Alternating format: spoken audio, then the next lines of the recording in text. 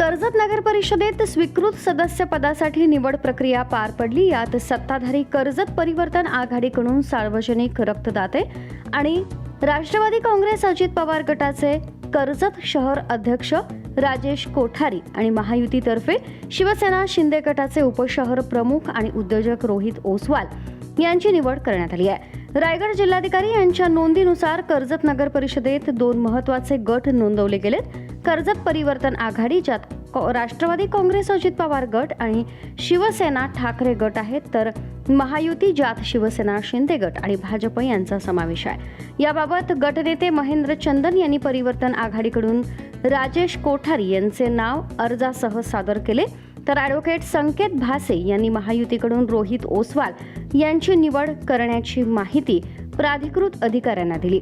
अर्जांची छाननी 11 फेब्रुवारी रोजी प्राधिकृत अधिकारी पालिका मुख्याधिकारी तानाजी चव्हाण यांनी पूर्ण केली। स्वीकृत सदस्य निवडण्यासाठी आयोजित बैठकीत नगराध्यक्ष पुष्पा दगडे, उपाध्यक्ष संतोष पाटील आणि मुख्याधिकारी तानाजी चव्हाण उपस्थित होते। सदर बैठकीत दोन्ही गटनेत्यांनी पत्रांचं वाचन केलं आणि अखेरीस राजेश कोठारे आणि रोहित ओसवाल यांची कर्जत नगर परिषद स्वीकृत सदस्य म्हणून निवड जाहीर करण्यात आली। काम करत असताना माझ्या जीवनामधला हा पहिलाच योग आहे, कारण मी 32 वर्षापूर्वी या सार्वत्रिक कर्जत नगर परिषदेच्या निवडणुकीत उभे राहिलो होतो। केवळ थोडक्या मताने मी पडलो। त्यानंतर मी निर्णय घेतला होता की राजकारणात उभं राहायचं नाही म्हणून, परंतु आज हा मान हा राजाभाऊ कोठारींचा नसून आमच्या तमाम कर्जतकरांच्या, कर्जत नगर परिषदेच्या सर्व नागरिकांचा, सर्व व्यापाऱ्यांचा, सर्व आप्तेष्ट मित्रमंडळींचा आहे।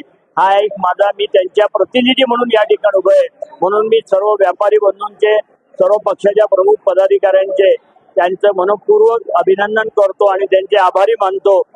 व्यापारी वर्गातला एक मी साधारण व्यापारी आहे आणि आमदार साहेबांचा दिलेला हा शब्द की एक व्यापारी म्हणून आज एक नगरसेवक म्हणून, स्वीकृत नगरसेवक म्हणून आज आपल्या सभागृहात बसतात आणि आमदार साहेबांनी तो शब्द 100% पाळला आणि आज मला एक साधारण व्यापारी म्हणून मला आज आमदार साहेबांनी नगरसेवक केला, ते मी आमदार साहेबांचे खूप खूप धन्यवाद